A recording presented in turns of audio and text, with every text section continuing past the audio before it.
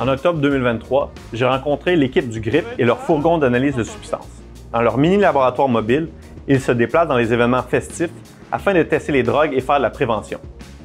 Ensemble, nous avons testé 2 échantillons de cocaïne provenant des rues de Montréal et avons discuté des différentes substances qu'ils y ont retrouvées depuis 2020. Premièrement, la majorité du temps, on trouve de la cocaïne, de la coke dans la coke. C'est assez souvent.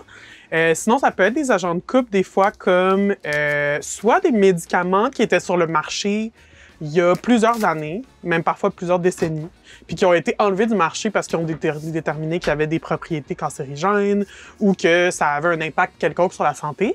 Des fois, c'est utilisé comme buffer, fait que ça a un peu la même texture, ça va être mis dedans. Fait que, par exemple, il y a le fameux Can't Feel My Face, la face un peu gelée finalement. Mais ça, c'est un effet qui est dû parfois à des agents de couple, parce qu'à la base, la cocaïne, ça fait pas vraiment ça. Fait que ça va être des trucs comme l'idocaïne. La lidocaïne est un médicament utilisé principalement comme anesthésique local et peut causer des problèmes au cœur chez certaines personnes.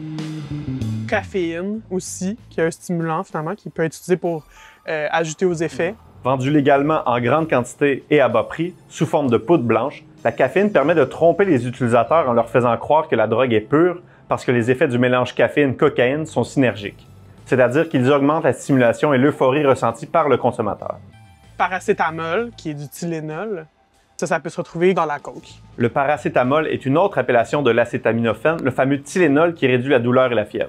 Fait cocasse, sa présence dans la coke va réduire les maux de tête douloureux parfois associés à la consommation de cocaïne, à la déshydratation et au manque de sommeil.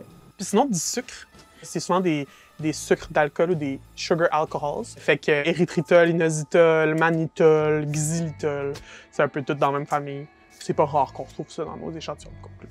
Les sucres d'alcool sont généralement inodores et ont un goût relativement neutre. En plus, ils n'amènent aucun effet secondaire. Il y a aussi le levamisole, qui a physiquement des caractéristiques super similaires à la cocaïne, mais c'est un dewormer. Pour enlever les vers chez les gens, mais qui est plus utilisé. Bien que les preuves ne soient pas claires, certains suggèrent que le levamisole pourrait avoir des effets stimulants légers qui imitent certains effets de la cocaïne, augmentant ainsi la sensation de air ressentie par les utilisateurs.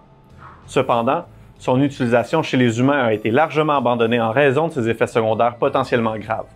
On parle de lésions cutanées, de réactions allergiques et d'une suppression de la moelle osseuse.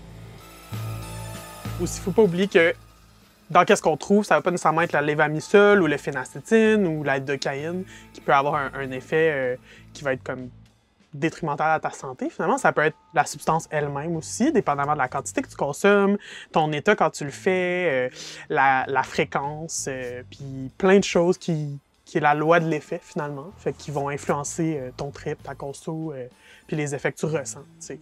Fait qu'aussi, on est très, très, très stické sur qu'est-ce qu'on trouve autre que qu'est-ce qu'on recherche. Mais tu sais, si je trouve de la coke, c'est quand même pas anodin. Il y a de la coke dans ta coke, fait qu'il faut que tu prennes ta décision d'en consommer de façon éclairée en sachant qu'il y a de la coke dedans.